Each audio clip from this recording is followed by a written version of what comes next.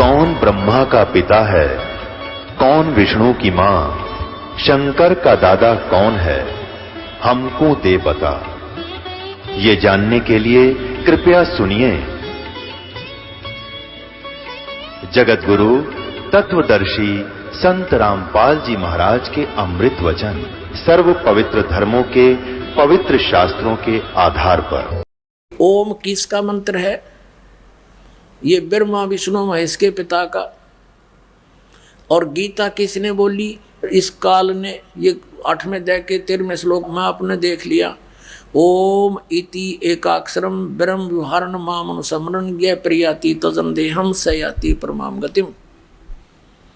मुझ ब्रह्म का केवल एक ओम मंत्र है, और जो इसका अंतिम सांस तक सिमरण करके शरीर छोड़कर जाता है तो इस ओम से मिलने वाली परम गति ब्रह्मलोक प्राप्ति होती है।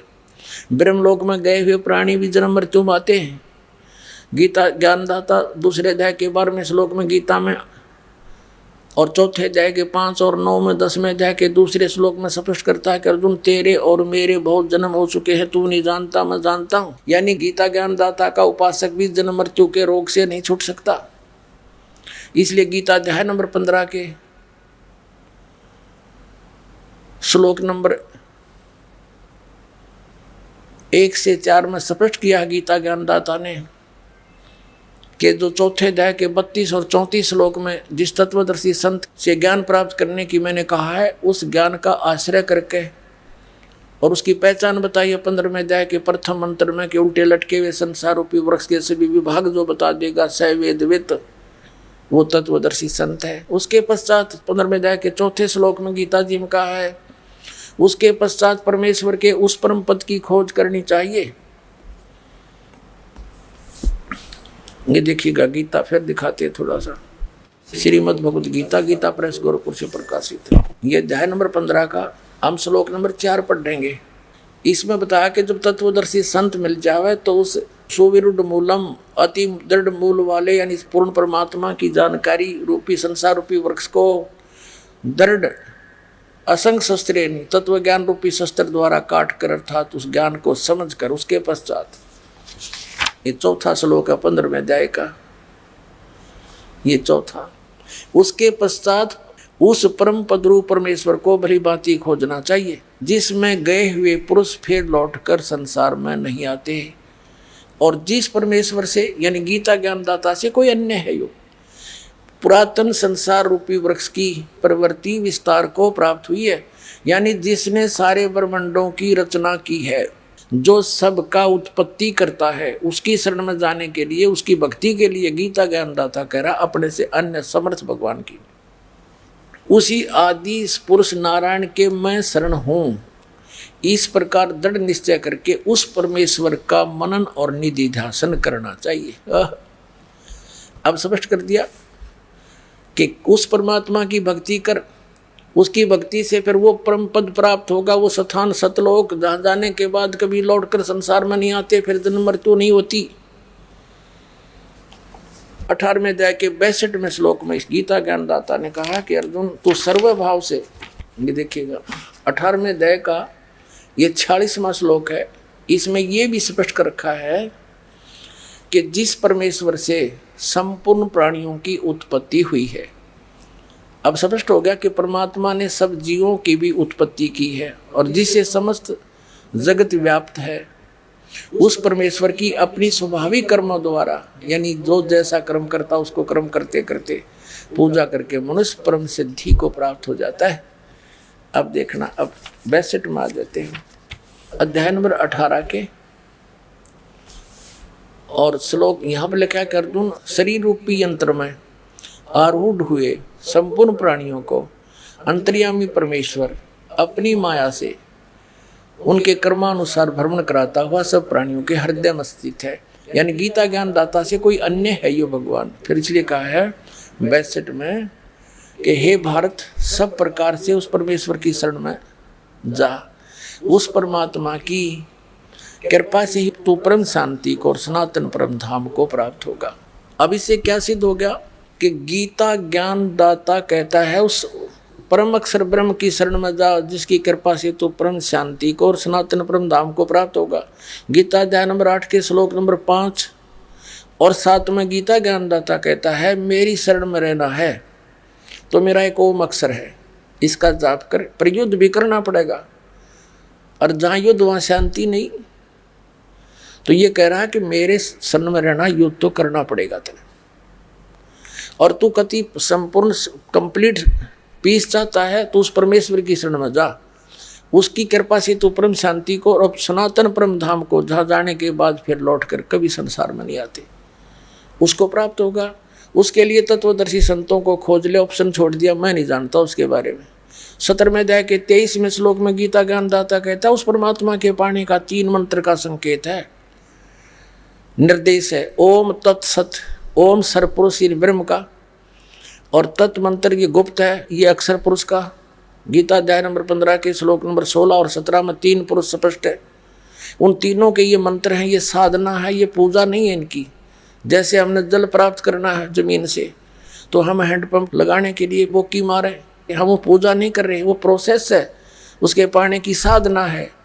तो ये साधना है तीनों मंत्रों की, और फिर ऊपर हैंडपंप लगेगा, वो मशीन, वो सार नाम है। सतनाम का 2 मंत्र का अक्षर है, ओम और तत्, ये सांकेतिक। तो इससे तो श्वास उश्वास की बोकी लगेंगी, और तीसरा सार नाम, फिर हैंडपंप लगाया जाएगा, उससे वो जल यानी परमात्मा प्राप्त होगा। तो ये बताया है कि 17वें अध्याय के 23वें श्लोक में कहा कि ओम तत्सत इति निर्देश ब्रह्मणे तिर्विद्या समर्थ है। उस सच्चिदानंद घन ब्रह्म यानी परम अक्षर ब्रह्म की साधना का, उसकी प्राप्ति का 3 मंत्र का जाप है। 8वें अध्याय के 5 और 7 में तो अपने विषय में कहता है, मेरी साधना करेगा तो मुझे प्राप्त होगा, युद्ध करना पड़ेगा। उस परम अक्षर ब्रह्म की साधना करनी है तो उसके लिए वो तत्वदर्शी संत बताओगा, उसका मंत्र बता दिया, उससे कर, उसकी भक्ति करेगा। 8वें अध्याय के 8, 9, 10 में उसकी साधना करने वाला उसी को प्राप्त होगा। कति सिंपल, कति स्पष्ट क्लियर कर रखा है। तो कहने का तात्पर्य ये है, जैसे परमात्मा का एक शब्द आपने सुना कि सच्चा सतगुरु कोई ना पूजे, इन झूठों जगपतियासी, अंधे की बाँ पकड़ी अंधे ने बता मार्ग कौन बतासी। Writer of the Veda and Purana Vyas ji Narad ji से पूछ रहे हैं। नारद जी बता रहा है कि मेरे पिताजी का एक बार विष्णु जी का संवाद हुआ। ब्रह्मा जी विष्णु जी को सर्वेश्वर महेश्वर बता रहे हैं, और विष्णु जी कह रहे हैं मैं दुर्गा से ऊपर कोई भगवान ना जानता अपने नॉलेज में, मैं तो उसी की ध्यान पूजा करता हूँ। दुर्गा कह रही है हिमालय राजा को कि तू केवल वो ब्रह्म की पूजा कर, सब बातें छोड़ दे, उसका एक ओम मंत्र है। और ब्रह्म कह रहा है उस परम अक्षर ब्रह्म की साधना कर, उसके लिए तत्वदर्शी संत की खोज कर, तब तेरा पूर्ण मोक्ष होगा, नहीं तो तेरी भी जन्म मृत्यु मेरी भी जन्म मृत्यु। जग सारा रो हो गया रे, जिन सतगुरु वेद न जान्या, जग सारा रो हो गया रे। ये ब्रह्मा विष्णु महेश की जन्म मृत्यु के अंदर देखो, इसी श्रीमद देवी भागवत के 123 पृष्ठ पर आपको दिखाते हैं। ये वही श्रीमद देवी भागवत गीता प्रेस गोरखपुर से प्रकाशित है। संपादक हनुमान प्रसाद पोदार चिमलाल गोस्वामी, इसके 123 पृष्ठ पे या विष्णु जी कह रहे हैं अपनी माता दुर्गा के कि तुम शुभ स्वरूपा हो, इस संसार तुमसे उद्भासित हो रहा है, मैं ब्रह्मा और शंकर हम सभी तुम्हारी कृपा से विद्यमान है। हमारा तो आविर्भाव यानी जन्म और तिरोभाव में मृत्यु हुआ करता है, केवल तुम ही नित्य हो, जगत जननी हो, प्रकृति और सनातनी देवी हो। भगवान शंकर बोले देवी यदि महाभाग विष्णु तुम्ही से प्रकट हुए हैं तो उनके बाद उत्पन्न होने वाले ब्रह्मा भी तुम्हारे बालक हुए, फिर मैं तमगुणी लीला करने वाला शंकर क्या तुम्हारी संतान नहीं हुआ? अर्थात मुझे भी उत्पन्न करने वाली तुम ही हो, सिवे संपूर्ण संसार की सृष्टि करने में तुम बड़ी चतुर हो।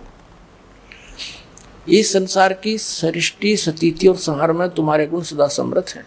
उन्हीं तीनों गुणों से उत्पन्न हम ब्रह्मा विष्णु एवं शंकर, रजगुण ब्रह्मा, सतगुण विष्णु, तमगुण शिव जी समझो, नियमानुसार कार्य में तत्पर रहते हैं। अब ये भी स्पष्ट हो गया कि ब्रह्मा विष्णु महेश भी नासवान, तीनों की जन्म मृत्यु होती है। दुर्गा इनकी माता है और पिता दास ने बताया दिया युग काल है। शिव पुराण में बाकी कभी डिटेल से फिर बताएंगे समय आने पर, क्यों तो लंबा चैप्टर है, सिलेबस बहुत लंबा चौड़ा है। आजीवन पढ़ते रहेंगे, गुण गाएंगे, मालिक पाएंगे। अब थोड़ा सा और दिखा दूं, इन सतयुग के ऋषि में ऋषियों को क्या ज्ञान था देखना। ये वही श्रीमद् देवी भागवत गीता प्रेस गोरखपुर से प्रकाशित है। ये छठा स्कंध और श्री संक्षिप्त देवी भागवत 414 पृष्ठ पर।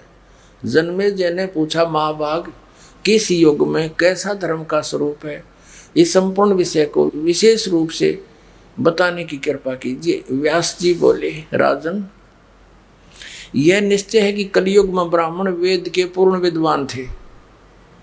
उनके द्वारा निरंतर भगवती जगदम्बा की आराधना होती थी। भगवती का दर्शन करने के लिए उनका मन सदा ललायित रहता था। प्रत्येक गांव में शक्ति मंदिर का उद्घाटन हो, यानी दुर्गा का मंदिर बने, इस विषय की उनके मन में बड़ी उत्सुकता थी। अब देखो व्यास जी ज्ञान दे रहा है। व्यास बता रहा है कि सतयुग के ब्राह्मण वेद के पूर्ण विद्वान थे और दुर्गा की पूजा करा करते, उसको देखना चाहते थे। ये खाक विद्वान थे सतयुग के ब्राह्मण हैं। ये इन्होंने दुर्गा की पूजा करा करते, और दुर्गा कहती है ब्रह्म की पूजा करो, और ब्रह्म कह रहा है उस परम अक्षर ब्रह्म की पूजा करो, उसके लिए तत्वदर्शी संत छोड़ दो। तो ये खाक विद्वान थे। और वर्तमान के ऋषि ये नकली दानंद जैसे ये और ब्राह्मण ये देख क्या थे। ब्राह्मण पुण्यात्मा, एक विशेष ध्यान रखना चाहिए हमने कि ब्राह्मण कोई जाति विशेष नहीं है।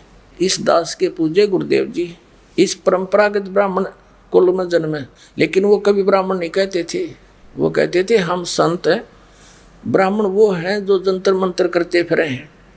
कोई पितरा देखा है, कोई भूता की बतावे है, कोई श्राद्ध काट दे अंडे, वो है ब्राह्मण। उन ब्राह्मणों के भी ब्राह्मण वही हैं। तो उन गुरु रूप में विद्वान प्राणी को ब्राह्मण कहा जाता है। ब्राह्मण सोए जो ब्रह्म पहचाने, पंडित सोए जो पिंड की जाने, वास्तवता ये है। लेकिन एक परंपरागत पंडित उसको माना जाता है ब्राह्मण जो पंडिताई करता है। आम जन साधारण के लिए शब्द लागू नहीं है। अब ये क्या बताया है कि जो ब्राह्मण वर्ग पंडित थे कलयुग के, और कलयुग सतयुग त्रेता द्वापर में जो राक्षस समझे जाया करते, वो कलयुग के ब्राह्मण है आजकल। बताओ, इस समय लिखा है इनके इतिहास में। देखो ये वही छठा स्कंध पढ़ रहे हैं हम, 414 पृष्ठ में ये हमने पढ़ लिया। सतयुग के ब्राह्मण वेद के पूर्ण विद्वान थे और दुर्गा की पूजा करते थे, खाक विद्वान थे ये।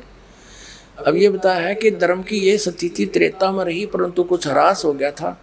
सतयुग की जो स्थिति थी वो द्वापर में विशेष रूप से कम हो गई। राजन, उन प्राचीन युगों में जो राक्षस समझे जाते थे वे कली में ब्राह्मण माने जाते, कलयुग में, क्योंकि अब के ब्राह्मण प्राय पाखंड करने में तत्पर रहते हैं, दूसरों को ठगना, झूठ बोलना और वैदिक धर्म कर्म से अलग रहना कलयुग ब्राह्मणों का स्वाभाविक गुण बन गया। अब ये हो गया कलियर। परमात्मा की यह वाणी, साचा सतगुरु कोई न पूजे, झूठों जगपति आसी। अंधे की बाँ गई अंधे ने, मार्ग कौन बतासी। जग सारा रो गया रे, जिन सतगुरु वेद न जान्या, जग सारा रो गया रे। अब आपके समक्ष अपने सदग्रंथों से प्रमाणित हो गया, परमात्मा की एक वाणी है, 3 लोक और भवन चतुर्दश कोई नहीं सत्संगी। ओए अब से ये सदग्रंथ हमारे पास ना होते, प्रोजेक्टर ये टीवी हमारे पास ना होते पुण्यात्माओं, ये दास वैसे भी कहता रहता, किसी का असर नहीं होता। तो परमात्मा ने पहले ये इंस्ट्रूमेंट बनवाए। ये मानव सतर की खोज नहीं है, सत्कर मान लेना। ये प्रोजेक्टर बनाना, इंटरनेट लगाना, ये टीवी साधन बनवाना, ये परमात्मा ने बनवा रखे। ना 4 युग बीत गए, कितना को हवाई जहाज बनाए देखा नु, एक रेडू में 4 खच्चर जोड़ के उन रथ बना के घसीटे अंडा करते, और आज क्या बना लिया। तो परमात्मा ने यह मेहर करी आपके ऊपर, क्या भगवान को पहचान लोगे। 4 युग हो गया, उस परमात्मा ने इंतजार करते ने, इस पीक टाइम की, इस प्राइम टाइम की। परमात्मा ने कहा था, धर्मदास मेरी लाख दुहाई, ये मूल ज्ञान की तो बाहर ना जाई। अब इस ज्ञान को तो किसी ने बताइए मत, और फिर सार नाम का जिक्र भी मत कर देना। धर्मदास मेरी लाख दुहाई, ये सार नाम की तो बाहर ना जाई। सार नाम बार जो पढ़ी है पिछली पीढ़ी हंसनी तरही। प्रथम चरण कलयुग निर्याना तब मगर मांडू मदाना। प्रथम चरण में परमात्मा मगर से सह शरीर गए थे, वो कलयुग का प्रथम चरण था। और लास्ट का जो चरण होगा, लास्ट का जो ये पिछली पीढ़ी अब शुरू होगी है, और पिछला जो होगा वो तो कृतज्ञ हो जाएंगे, वो तो भक्ति योग रहेंगे नहीं, कच्चा मांस खाया करेंगे, बुरा हाल हो जाएगा। अभी आग कितनी लगी है, प्रत्येक धर्म में कितने विकार घर कर गए, शराब पीते हैं, मांस खाते हैं, इज्जत बेचती रही नहीं। तो अब इस भक्ति और ज्ञान से अब पुनः स्थापना फिर होगी सतयुग जैसे माहौल की। आजकल बहुत समझदार प्राणी है और मालिक ने ये सब इंस्ट्रूमेंट बता दिए, ऐसा ज्ञान दिया जाएगा कि आत्मा को गलानी हो जाएगी यहाँ की नकली कामों से, विकारों से, और मोक्ष प्राप्त करके सतलोक चले जाओगे। बोलो सतगुरुदेव।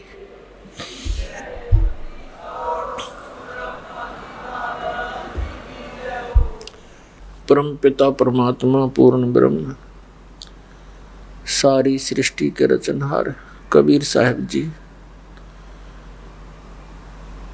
ये हम सब आत्माओं के जनक हैं, हमारे पिता हैं। ये हमारे दुख में, हमारे दुख को देख करके सतलोक से चलकर यहाँ आते हैं, और हम यहाँ काल के जाल में, इस काल के लोक में रह रहे हैं।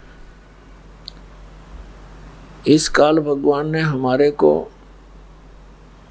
दिशाहीन कर दिया, परमात्मा से अपरिचित कर दिया, परमात्मा का नामो निशान मिटा दिया, अध्यात्म ज्ञान इतना उलझा दिया कि जीव के समझ से बाहर की बात बन गई।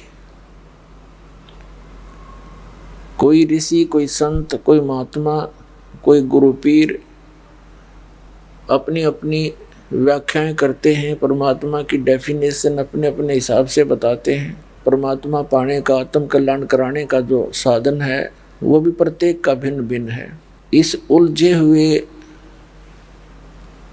अध्यात्म ज्ञान को सुलझाने के लिए स्वयं परमेश्वर आते, क्योंकि उस परमात्मा के बिना कोई भी प्राणी यहाँ पर सत्य नहीं बोल सकता, क्योंकि ये असत्य लोक है। यहाँ पर छल पाखंड प्रफुल्लित होता है और सत्य कहने वालों के साथ बहुत बुरी बीतती है। तो उस सत्य को केवल परमात्मा ही कह सकता है। इस गंदे लोक में आके उस परमात्मा ने हमें सत्य बताने की चेष्टा 600 वर्ष पहले की थी। उस समय हम परमात्मा को समझ नहीं सके, हमने उनको एक धारणक दुल्हा मान के, एक कवि की संज्ञा देकर, उपमा देकर उसकी वह फाइल बंद कर दी। अब परमात्मा बड़े दयालु हैं, वो सर्वज्ञ हैं, भविष्य भूत और सभी कालों की जानने वाले हैं। उन्होंने अपनी अमृतवाणी, अपना ज्ञान उससे में लिपिबद्ध करवा दिया अपनी प्यारी आत्मा धर्मदास साहिब जी के द्वारा। और जो लीलाएं परमात्मा ने की उनकी उस अमर कथा के अंदर विद्यमान है। जो ज्ञान भगवान बताया करते थे वो ज्ञान उनकी उस सिंपल लैंग्वेज में, साधारण भाषा में, सूक्ष्म वेद के अंदर विद्यमान है, उस तत्व ज्ञान में। अब उस समय वो की गई लिपिबद्ध आज हमारे काम आ गई,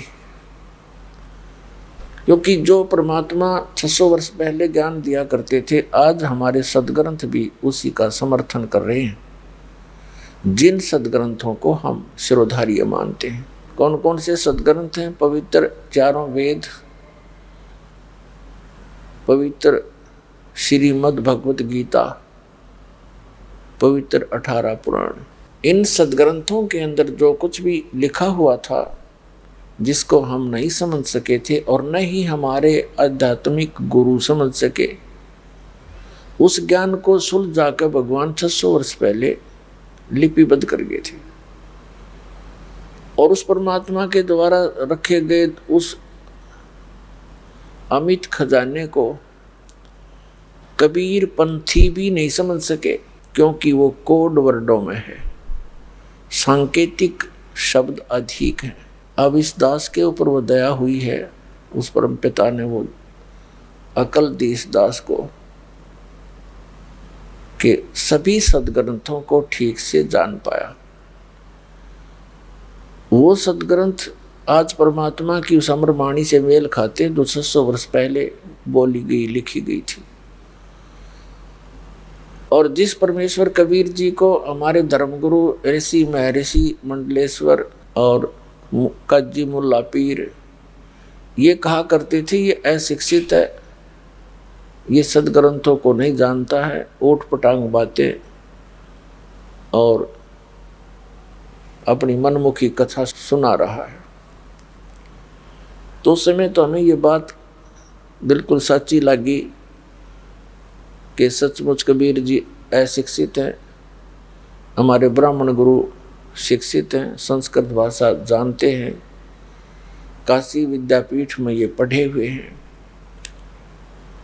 तो हमने ये बात स्वीकार कर ली कि कबीर जी सत्य नहीं बोल रहे। आज उस परमात्मा के उन वचनों को अपने सदग्रंथों के साथ मेल किया तो 100% वो सत्य मिले। परमात्मा ने कहा था कि 9 मन सूत उलझिया ऋषि रहे झक मार, सतगुरु ऐसा सुलझा देगा उलझे न दूजी बार। अध्यात्म ज्ञान को ऐसा उलझा दिया जैसे 9 मन सूत।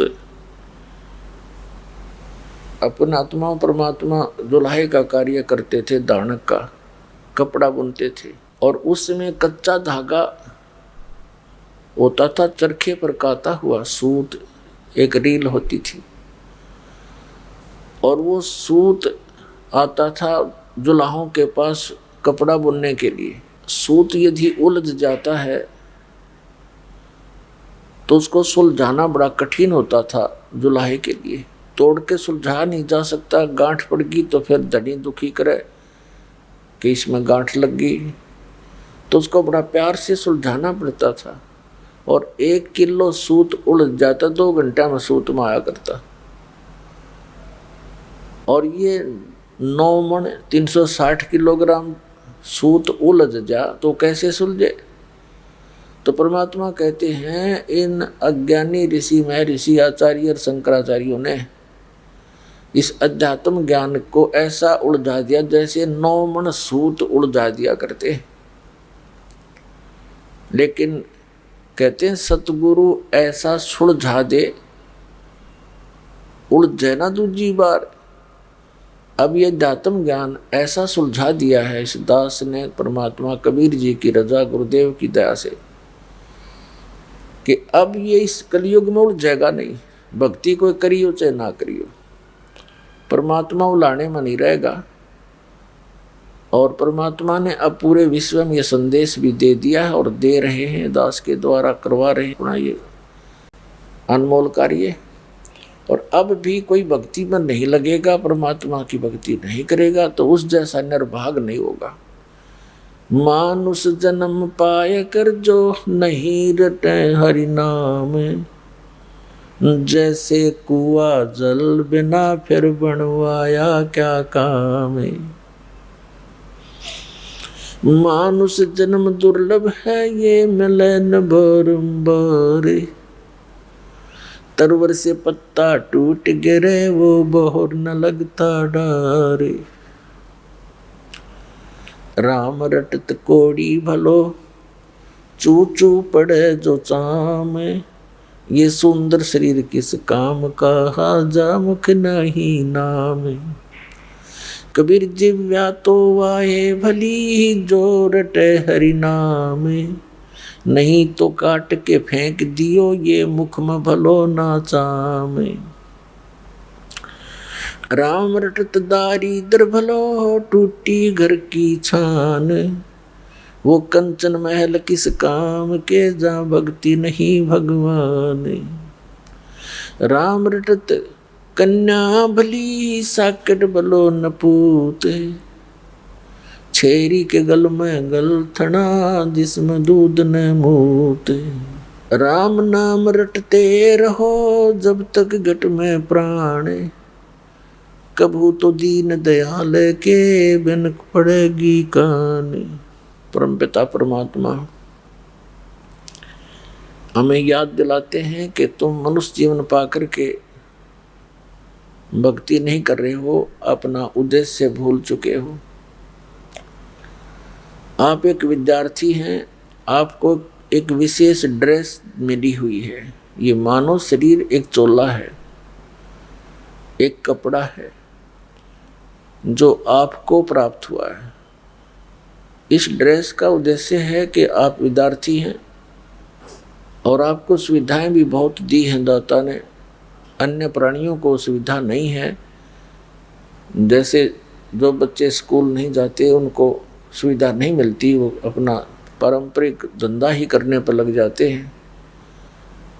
और जिन बच्चों को कॉलेज स्कूल भेजा जाता है उनको सुविधा विशेष दी जाती है। तो परमात्मा ने आपको ये सुविधा विशेष दे रखी है। खाने पीने की सुविधा, भूख लगे जब खाना खा सकते हो, प्यास लगे जल पी सकते हो। गर्मी सर्दी से बचने की सद्बुद्धि दे रखी है। गर्म ठंडे कपड़े पहन सकते हो, मकान आदि छान डाल सकते हो। ये उद्देश्य इसलिए था कि आप प्राकृतिक आपदाओं से परेशान ना हो और भक्ति कर सकें। लेकिन हम उद्देश्य भूल करके अब केवल एक काम पर लग गए, कोठी बनानी है, 4 प्लाट लेने हैं, बड़ी कार लेनी है। इस जोड़ जुगाड़ में और फिर मृत्यु हो जाती है, फिर कुत्ता बनकर उन्हीं गलियों में धक्के खा रहा है। तो कितना मूर्ख बना रखा हमारे को, अकल नाम की चीज नहीं छोड़ रखी हमारे अंदर। पृथ्वीपति चकवे गए जिनके चक्र चलंत, ये रावण श्री के कौन गिने ऐसे गए अनंत।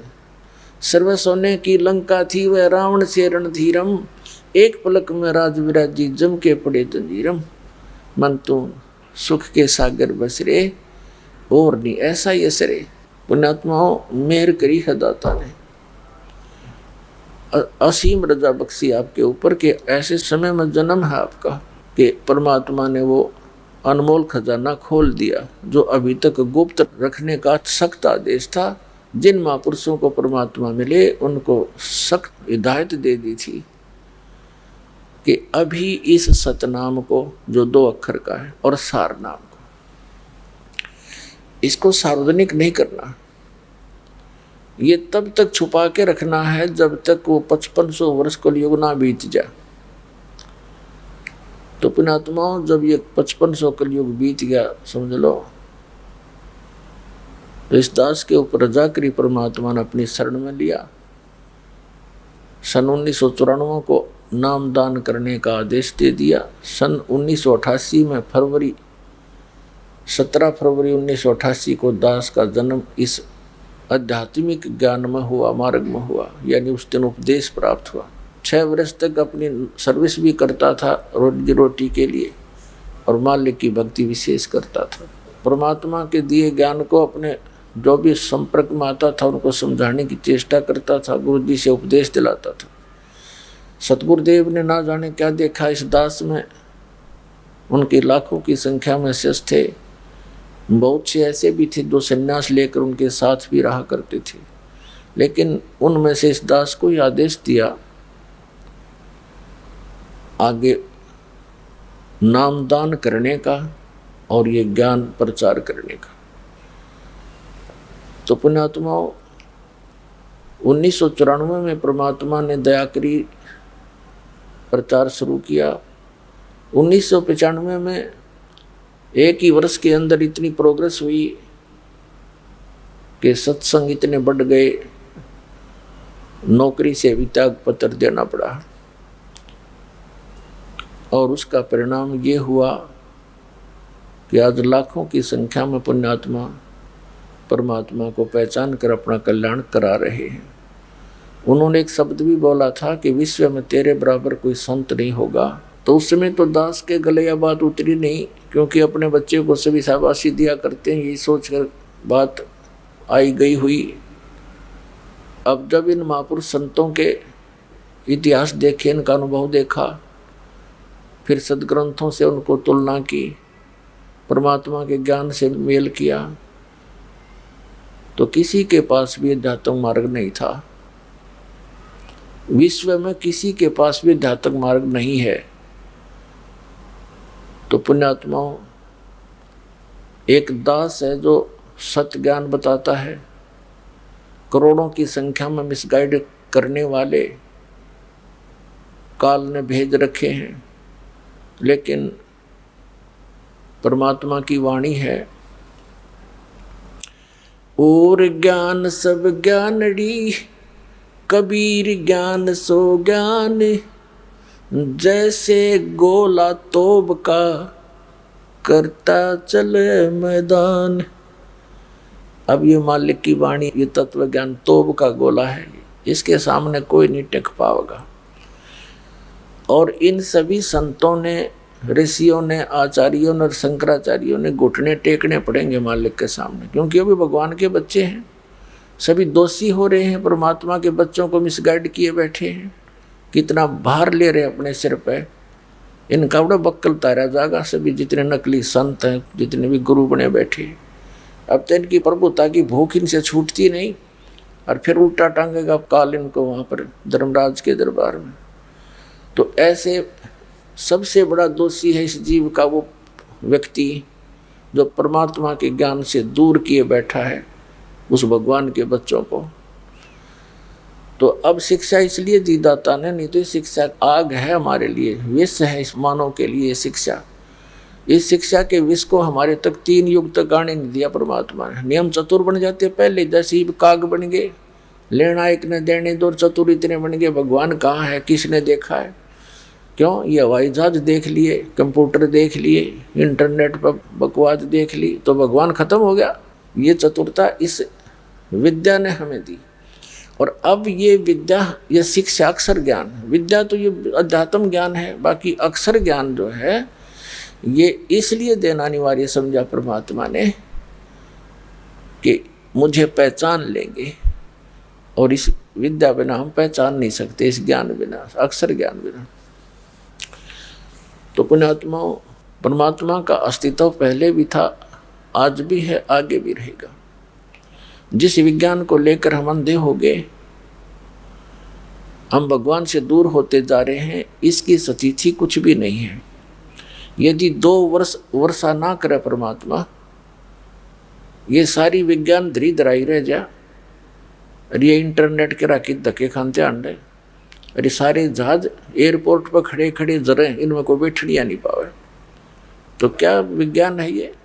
विज्ञान तो ये है, तत्व ज्ञान समझे। परमात्मा ने क्या हमें संदेश दिया है? भक्ति करें, सतलोक चलें, पीछा छुटवाओं इस गंदे लोक में, जहाँ पर सर्व सुख है उसको छोड़कर यहाँ आ गए।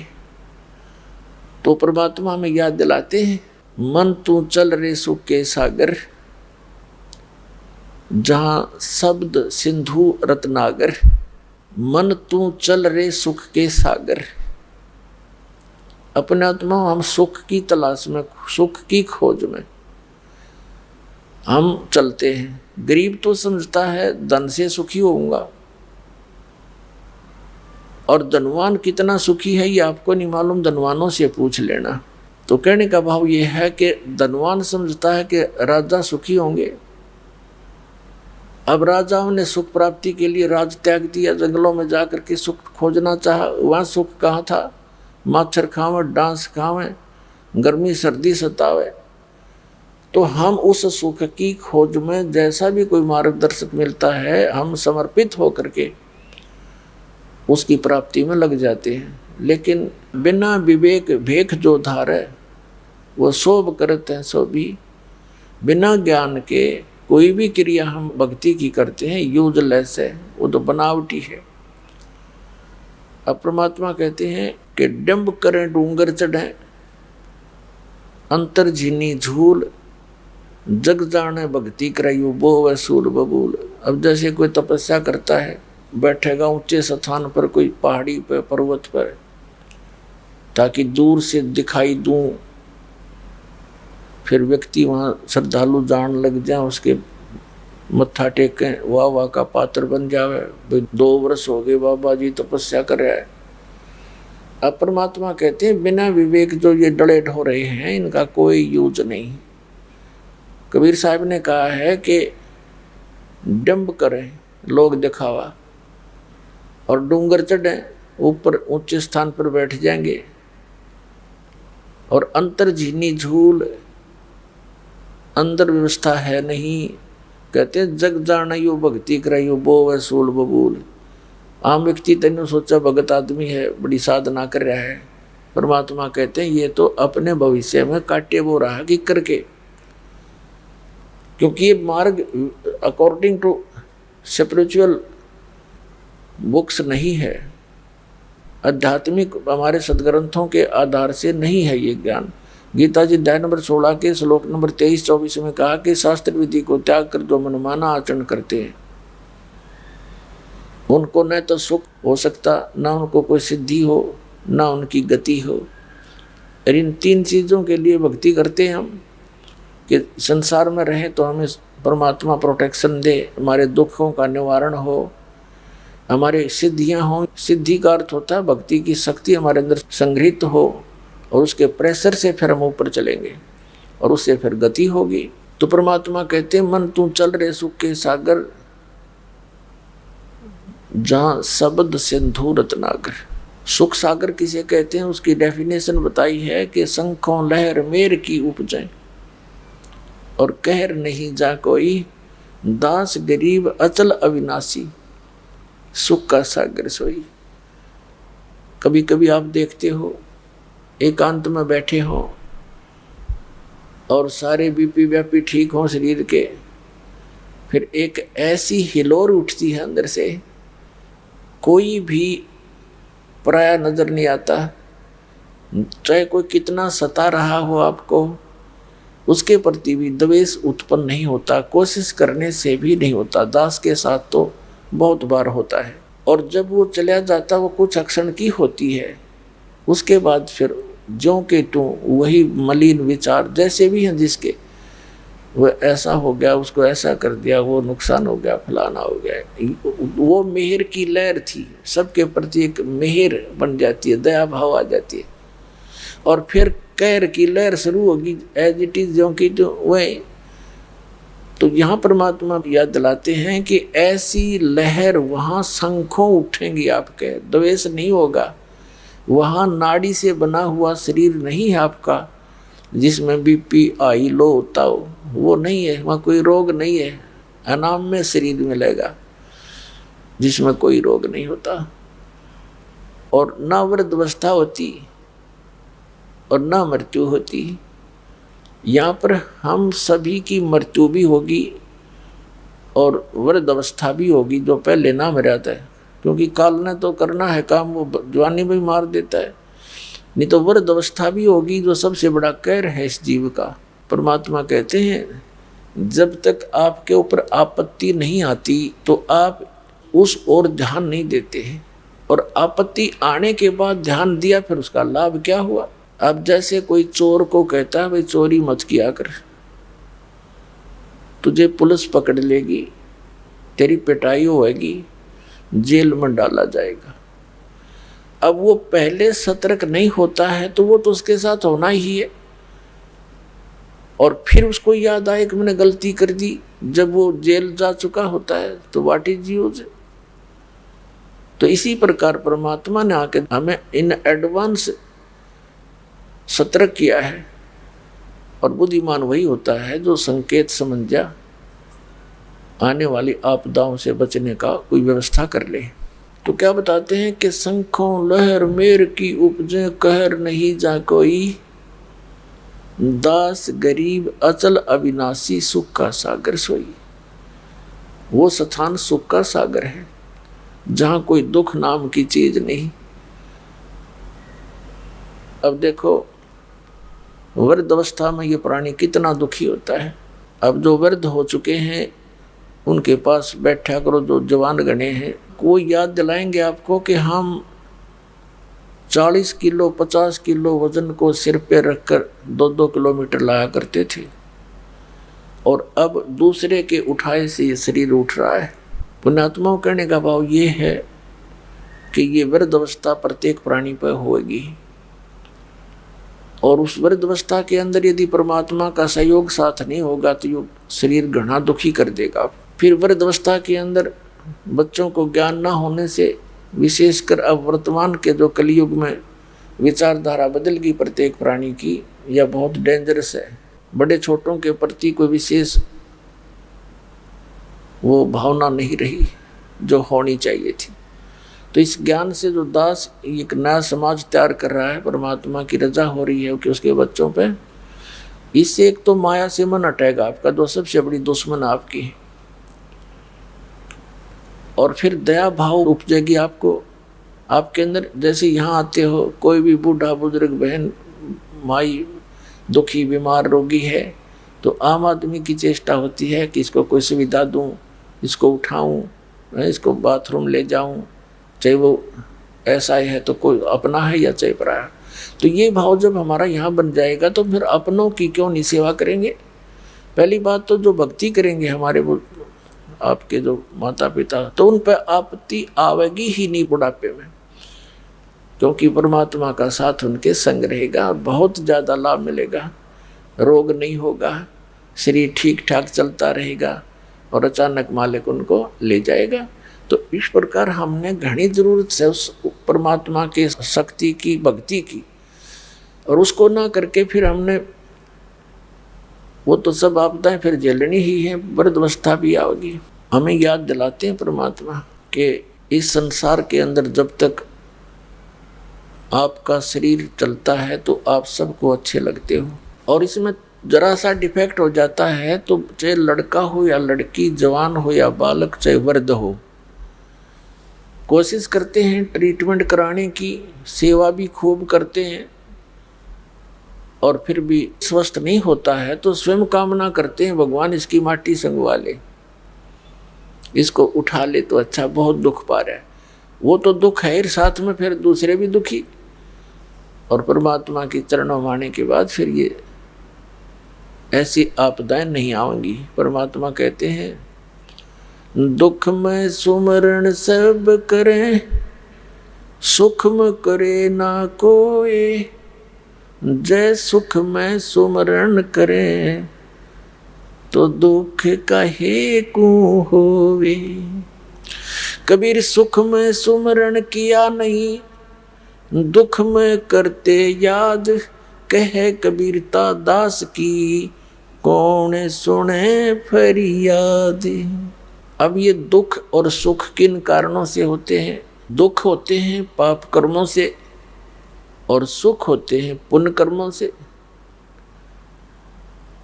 और जो संसारिक व्यक्ति भक्ति भी नहीं करते और उनको सब सुविधाएं प्राप्त हैं, अच्छा कारोबार है या कोई अच्छी पोस्ट है, परिवार भी उसका अच्छा सेट है, बच्चों के विवाह भी ठीक हो गए हैं, कहने का भाव ये है कि वो एक पुण्यकर्मी प्राणी है, और वो पुण्य उसने किसी पहले जन्म जन्मांतरों में किया हुआ है, क्योंकि वर्तमान में तो कुछ कर ही नहीं रहा और फिर भी सुखी है।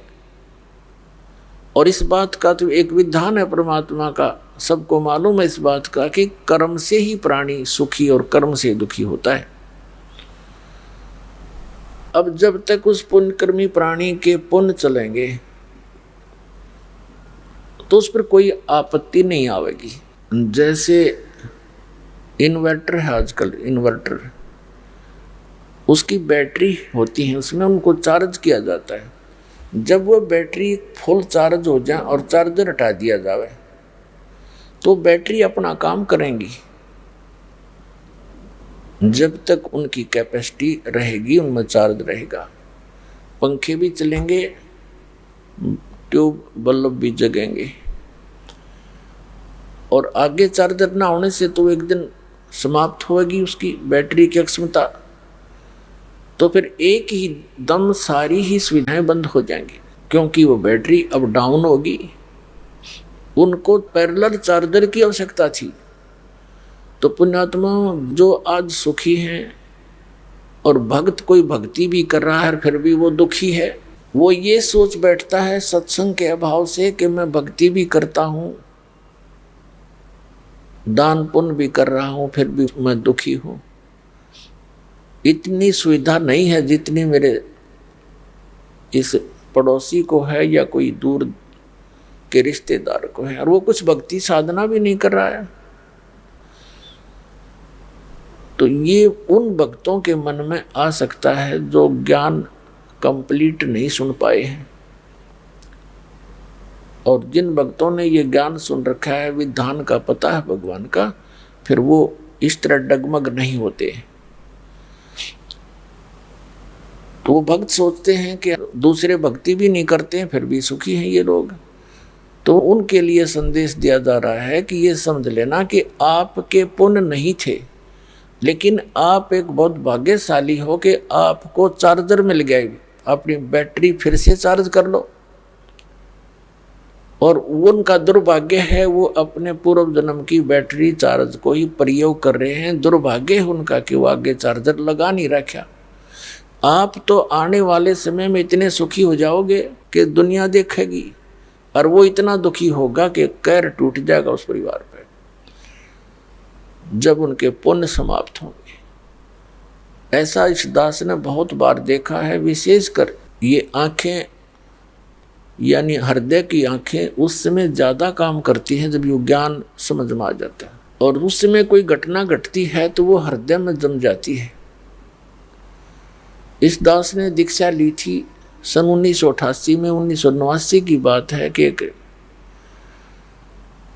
सेक्टर 1 है रोहतक के अंदर। सेक्टर 1 में एक बैंक के मैनेजर ने मकान बनाया, बैंक लोन लिया, कुछ अपनी पूंजी इकट्ठी कर रहा था, उसकी मुहूर्त करे था।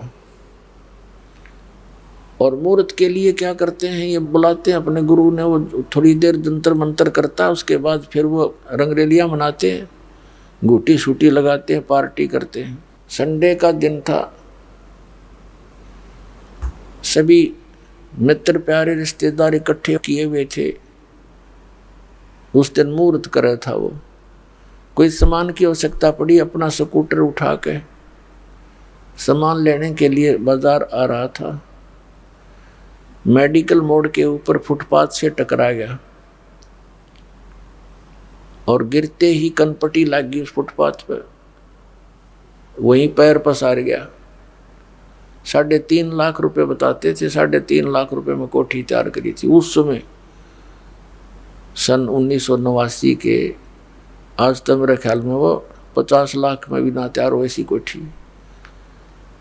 अब वह कोठी तो वहीं रह गिरी, भगत जी गिल क्या बनेगी, ये भी दान बताओ भगवान का।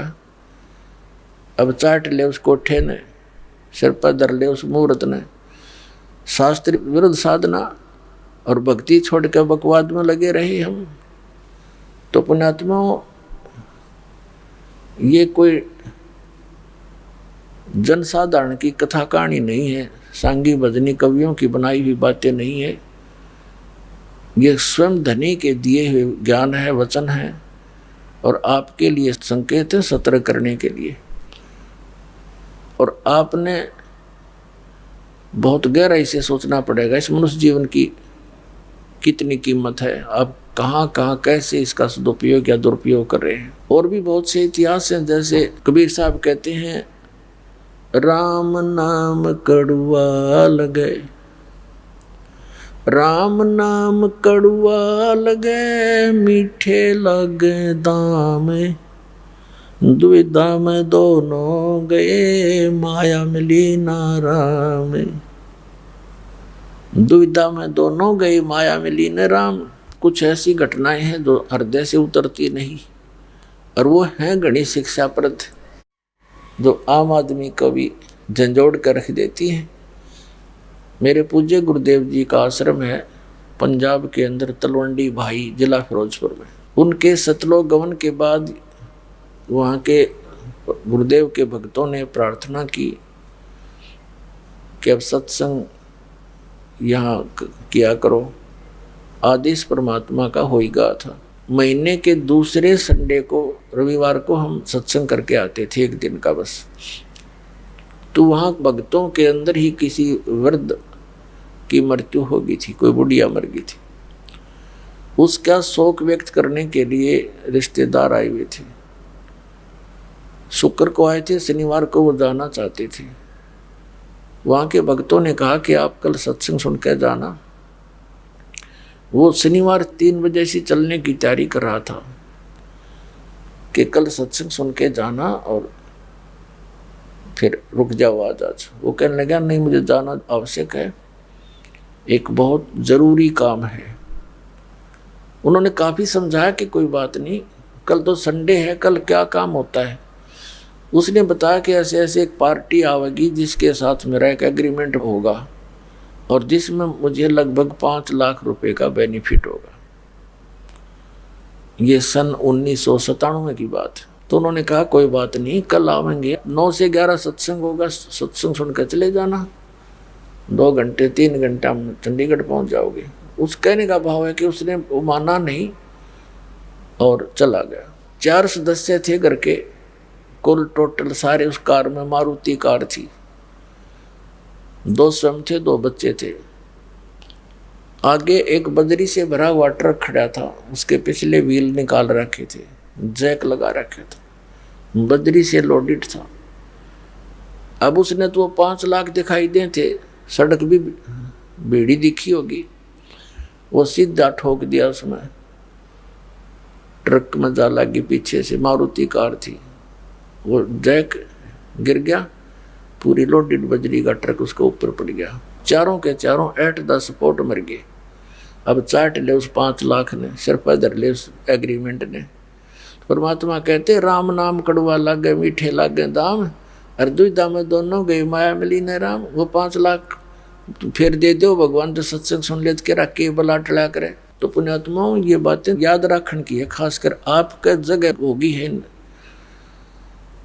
प्रमाणों को ध्यान रखने की, और इसको आधार बना के मैक्सिमम समय परमात्मा के चरणों में लगाओ। हम किस लिए माया जोड़ रहे हैं?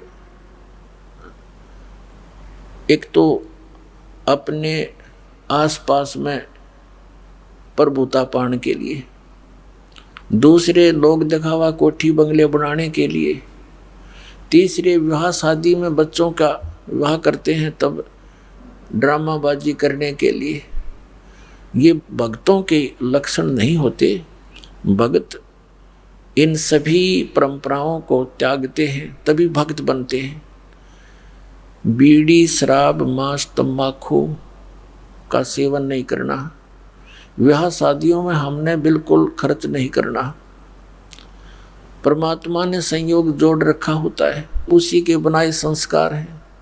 हम उसके अंदर और अन्य घुसपैठ करते हैं तो भगवान राजी नहीं होता। जैसे डीजे बजाते हैं, फिर दहेज देते हैं, तो इस तरह की जो चीज़ें हैं ये हमने ख़त्म करनी पड़ेंगी।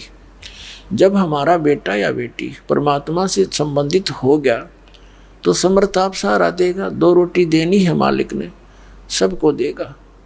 परमात्मा अपनी महिमा आप पर गाते हैं कि पौ फाटी पगड़ा भया और जागी जिया जून, सब काहू को देते है वो चौथ समाना चून।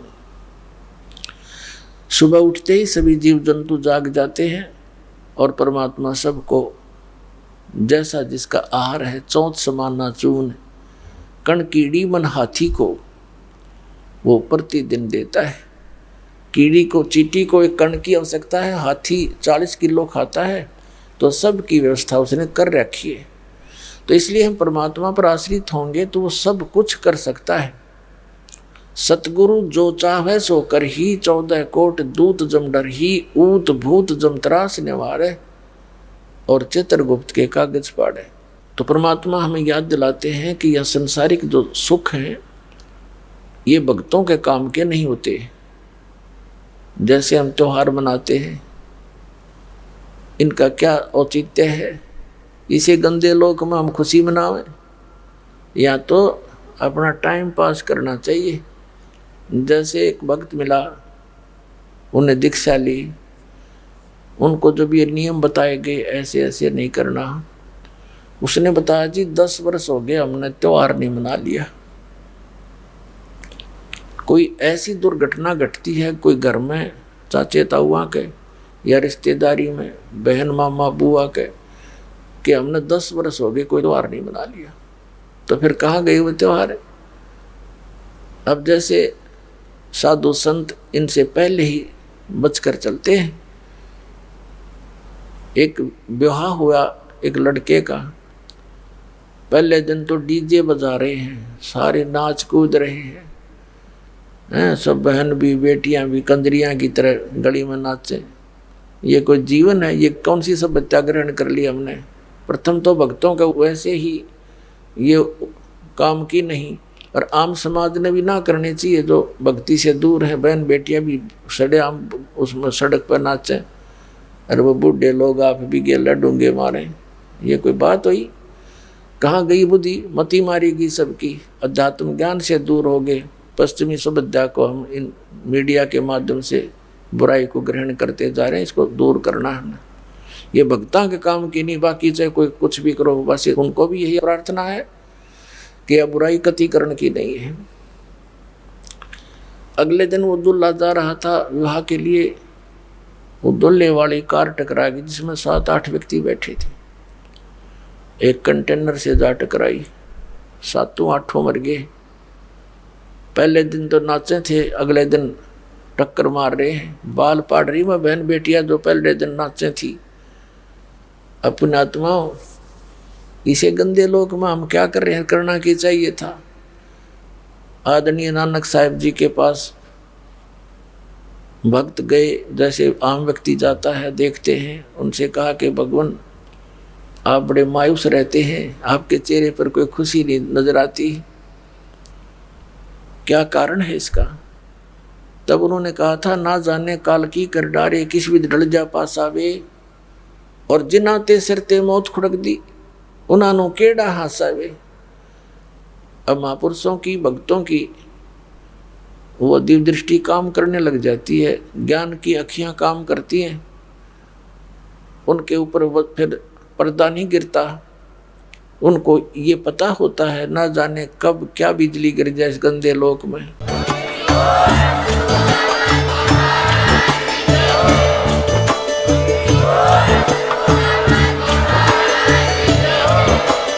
आप सुन रहे थे जगत गुरु तत्वदर्शी संत रामपाल जी महाराज जी के मंगल प्रवचन। अधिक जानकारी के लिए विजिट कीजिए हमारी वेबसाइट www.jagatgururampalji.org। संत रामपाल जी महाराज जी के शुभ आशीर्वाद से पूरे विश्व भर में 500 से भी ज्यादा नाम दीक्षा केंद्र हैं, जिन पर संत रामपाल जी महाराज जी द्वारा ऑनलाइन निशुल्क नाम दीक्षा दी जा रही है। अपने नजदीकी नाम दीक्षा केंद्र का पता करने के लिए संपर्क करें 8222880541।